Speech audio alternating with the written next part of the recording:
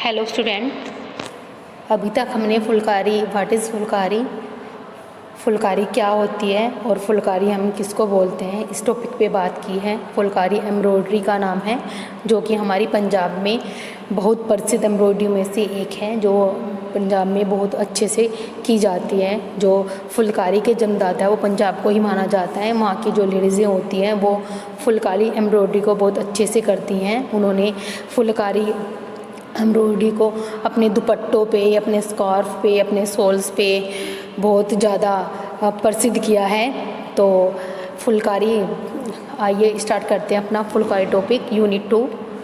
हालांकि फुलकारी शब्द का सबसे पहला संदर्भ पंजाबी साहित्य में 18वीं शताब्दी के वार्षिक शाह के हीर रांझा एक प्रसिद्ध पंजाबी दुखद प्रसंग के संस्करण में है। जो फुलकारी का जो शब्द है सबसे पहला वो पंजाब में था। जो 18वीं शताब्दी में हीर रांझा एक प्रसिद्ध प्रसंग था जो उन्होंने अपने उनके जो शादी का जो संकट था वो उन्होंने उसका पूरा वर्णन किया गया है इस प्रसंग में, जिसका नाम था साके हीर रांझा। जो उस प्रसंग का नाम था साके हीर रांझा। महिला नायक हीर और फुलकारी कढ़ाई के साथ विभिन्न कपड़ों की वस्तुओं को सूचीबद्ध करती हैं। फुलकारी पर पहला व्यापक अंग्रेजी प्रकाशन 1880 में फ्लोरा एनी स्टील द्वारा किया गया था। जो उसका जो पहला प्रकाशन था वो 1880 में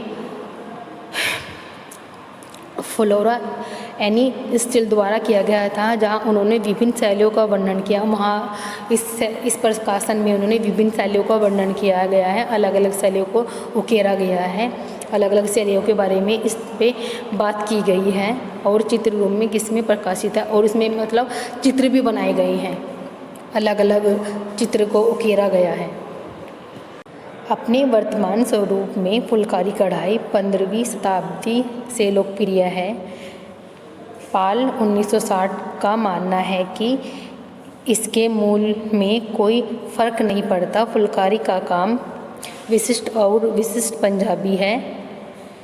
फुलकारी मूल रूप से घर की महिला द्वारा किए गए घरेलू काम का एक उत्पाद था, जिसे कपड़ों पर फुलकारी की कढ़ाई की गई थी। वह हाथ कता खादर एक हथ करदा सादा सूती कपड़ा था। कपास पूरे पंजाब के मैदानों में उगाया गया था और सरल प्रक्रियाओं की एक श्रृंखला के बाद इसे चरखा पर महिला द्वारा धागे में पिरोया गया था। यान बनाने के बाद इसे लालारी डायर द्वारा रंगा गया और जुल्हा द्वारा बुना गया। जो फुलकारी एम्ब्रॉयडरी है वो कैसे की गई थी और उसको पंजाब में कैसे कैसे इसको रंगा गया और कैसे कैसे इसको बनाया गया है फुलकारी एम्ब्रॉयडरी को। परंपरागत रूप से मोटे खद्दर के कपड़े के उपयोग में यान की गिनती करना आसान हो गया। पश्चिमी पंजाब में इस्तेमाल किया जाने वाला आधार खादर का कपड़ा मध्य पंजाब की तुलना में अधिक महीन था। कपड़े को चौड़ाई में बुना गया था जो संकीर्ण थे, क्योंकि करघा की चौड़ाई ऐसी थी। इस प्रकार कपड़े को वांछित चौड़ाई बनाने के लिए लंबाई में सिला जाना पड़ता था, जिसे बाद में कढ़ाई किया गया था। 20वीं शताब्दी की शुरुआत में पंजाब के वस्त्रों के बीच दो टुकड़ों को सिलाई करने की यह प्रथा आम थी। पश्चिमी पंजाब अब पाकिस्तान में 2 या 3 कपड़े पहले मुड़े और एक साथ जुड़े गए विकृत डिज़ाइन के लिए अग्रणी। पूर्वी पंजाब अब पंजाब, हरियाणा और हिमाचल प्रदेश का हिस्सा में पहले एक साथ शामिल हुए और फिर कढ़ाई की गई। फुलकारी की पहचान लंबे और छोटे रंग के टाँके का उपयोग करके असंख्य पैटर्न बनाना है। मतलब जो फुलकारी की जो पहचान है, हम फुलकारी एम्ब्रॉयडरी को कैसे पहचान सकते हैं। फुलकारी एम्ब्रॉयडरी में जो होता है, एक तो बड़े छोटे टांकों का कोलाज बना होता है कि कहीं पे बड़े टांकों से फूल बना दिया, फिर उसी के साइड में हमने छोटा फूल बनाया लेकिन उसमें छोटे टांके का उपयोग कर दिया। और उसकी जो मतलब रंग होते हैं उसके, कहीं पे हमारा डार्क रंग है, कहीं पे लाइट है। जैसे कि हमारे जो फ्लावर्स हैं वो हमारे डार्क रेड कलर के हैं, लेकिन जो उसकी लीव्स हैं वो थोड़ी लाइट कलर में हमने उपयोग में की गई हैं। तो फुलकारी की पहचान यही है कि रंग बिरंगे हमारे फूल होते हैं उसमें, और उसमें टाँकों का कोई मतलब उसमें कोई ये नहीं है कि हाँ हमें एक ही टाँका यूज़ करना है, उसमें कोई भी टाँका यूज़ कर सकते हैं, बड़े या छोटे। कोई पैटर्न किताबी नहीं था और कढ़ाई पूरी तरह से कपड़ों के रिवर्स में से कम थी, मतलब कोई पैटर्न नहीं था उसका, कहीं कुछ भी कर देते थे। डिज़ाइनों को पता नहीं लगाया गया, तकनीकों और पैटर्नों को प्रलेखित नहीं किया गया था, लेकिन मुँह के शब्द से प्रेरित किया गया था और प्रति एक क्षेत्रीय समूह की पहचान कढ़ाई या डिज़ाइन की शैली से की गई थी। कढ़ाई को फ्लाक्स रेशम के धागे से किया जाता है। शीतल अनवांटेड सिल्क क्लास, जिसे पैंट कहा जाता है, कढ़ाई के लिए इस्तेमाल किया गया था, मतलब जो सिल्क के जो होता है हमारा उसके ऊपर, और उसको हमने यूज़ किया धागे को।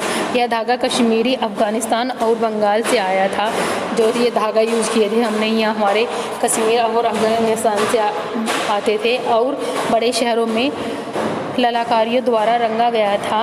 मतलब हमारे से कोरे धागे ही आते थे, लेकिन जब इसमें रंगाई करी गई वह हमारी ललाकारियों के द्वारा रंगाई करी गई, इसको कन्वर्ट किया गया अलग अलग कलर्स में। जैसे कि हमारे रेड कलर हो गया, हमारे ग्रीन कलर में हमने इसको कन्वर्ट किया है वाइट धागे को, तो उसके ऊपर हम रंग भी चढ़ा देते थे। इससे अच्छी गुणवत्ता वाला रेशम चीन से आया था। गाँव की महिलाओं ने फेरी वाले या पैदल चलने वाले से धागा प्राप्त किया, जो रोज़मर्रा की ज़रूरतों की वस्तुओं को बेचने के लिए गांव से गांव जाते थे। मतलब जैसे जो फेरी वाले आते थे लगाने के लिए, उनसे यहाँ की महिलाएं जो होती थी, यहाँ की जो महिलाएं होती थी वो ये धागे अपने परचेज़ करती थी, फिर उसके बाद उसको एम्ब्रॉयडरी करती थी। उनका सबसे पसंदीदा रंग लाल, जो उनका जो सबसे जो अच्छा कलर मानती थी जिसको कि वो अपनी शादियों में और अपने किसी भी त्यौहार पे पहनना पसंद करती थी, वो लाल होता था। तो लाल रंग को ज़्यादा कहीं भी जैसे शुभ काम होता था हमारा, उसमें पहनना वो ज़्यादा पसंद करती थी, क्योंकि पंजाब के हिंदुओं और सिखों द्वारा लाल रंग को शुभ माना जाता था। जो वहाँ के जो पंजाब के जो सिख थे और हिंदू थे, वो लाल रंग को बहुत ज़्यादा शुभ मानते थे। मैडर ब्राउन, रस्ट रेड या इंडिगो कढ़ाई के लिए एक आधार के लिए सामान्य पृष्ठभूमि रंग थे। बाग का उपयोग बुजुर्गों, महिलाओं और विधवाओं द्वारा किया जाता था। पश्चिमी पंजाब में काले और नीले रंग को कम पसंद किया जाता था। मतलब वहाँ के जो वृद्ध और हमारी विधवाएं औरतें थी वो रस्ट कलर पहनती थी, इंडिगो कढ़ाई की हुई, और जो यहाँ की जो पश्चिमी जो पंजाब था उसमें काले और नीले रंग को पसंद नहीं करते थे वहाँ के लोग, जबकि पूर्वी पंजाब में सफ़ेद रंग का इस्तेमाल कम होता था। ज्यामितीय पैटर्न आमतौर पर फुलकारी पर कढ़ाई किया जाते थे। फुलकारी ने गांव में रोज़मर्रा की ज़िंदगी के दृश्यों को चित्रित किया। पशु और पक्षी सफलता, सुंदरता, गर्व और सद्भावना का प्रतिनिधि करते थे और विभिन्न फल, धन, समृद्धि और प्रवृत्ता का प्रतीक थे।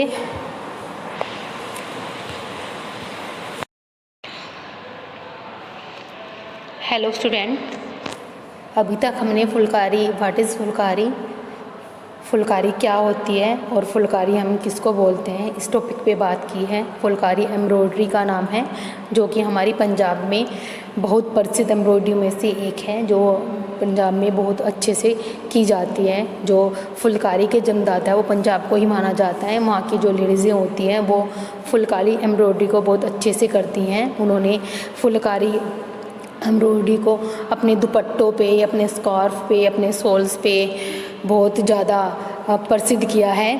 तो फुलकारी, आइए स्टार्ट करते हैं अपना फुलकारी टॉपिक, यूनिट 2। हालांकि फुलकारी शब्द का सबसे पहला संदर्भ पंजाबी साहित्य में 18वीं शताब्दी के वार्षिक शाह के हीर रांझा एक प्रसिद्ध पंजाबी दुखद प्रसंग के संस्करण में है। जो फुलकारी का जो शब्द है सबसे पहला वो पंजाब में था। जो 18वीं शताब्दी में हीर रांझा एक प्रसिद्ध प्रसंग था जो उन्होंने अपने उनके जो शादी का जो संकट था वो उन्होंने उसका पूरा वर्णन किया गया है इस प्रसंग में, जिसका नाम था साके हीर रांझा। जो उस प्रसंग का नाम था साके हीर रांझा। महिला नायक हीर और फुलकारी कढ़ाई के साथ विभिन्न कपड़ों की वस्तुओं को सूचीबद्ध करती हैं। फुलकारी पर पहला व्यापक अंग्रेजी प्रकाशन 1880 में फ्लोरा एनी स्टील द्वारा किया गया था। जो उसका जो पहला प्रकाशन था वो 1880 में